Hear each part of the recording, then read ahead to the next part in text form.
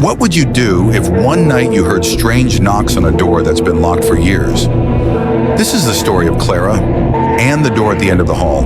A warning, not all doors are meant to be opened. Clara had just moved into an old house on the outskirts of a small town. The place was filled with history, but the most curious feature was a door at the end of the hall that was always locked. The previous owner warned her, "It's best to leave it that way." Clara thought it was just an old superstition or a way to add mystery to the house, but she didn't know that the door hid a secret that would change her life forever. From the very first night, Clara noticed strange things happening. One night, the knocking grew louder, almost frantic, as if something or someone was trying to escape. Days later, Clara discovered an old key in a dusty box in the basement. It was impossible not to think it belonged to the mysterious door. That night, when the knocking started again, Clara decided she had to know what was inside. Holding the key tightly, she walked down the hall.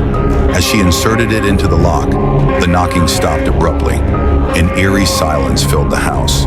She turned the key, pushed the door open, and froze. What she found wasn't a regular room. It was a corridor that seemed endless, its walls covered in mirrors. At first, they reflected her as expected, but as she walked further, she noticed something was wrong. The reflections weren't all hers. Some were smiling eerily, others were crying, and one wasn't moving at all. As Clara stepped deeper into the corridor, the lights in her house began to flicker. She turned to leave, but the door she had entered through was gone. She was trapped. Her unmoving reflection stared back at her, but then it began to shift, stepping forward as if it were alive. Clara realized it wasn't a reflection at all. It was something pretending to be her. Suddenly, a guttural voice echoed down the hall. "You're late!" The figure reached out, its hands breaking through the glass of the mirror. It grabbed Clara, dragging her into the mirror. Her screams echoed in the empty corridor, and then silence. The house was sold again months later.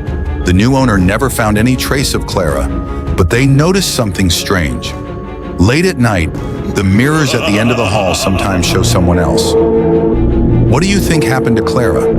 Let me know your theories in the comments, and don't forget to subscribe for more stories that'll keep you up at night.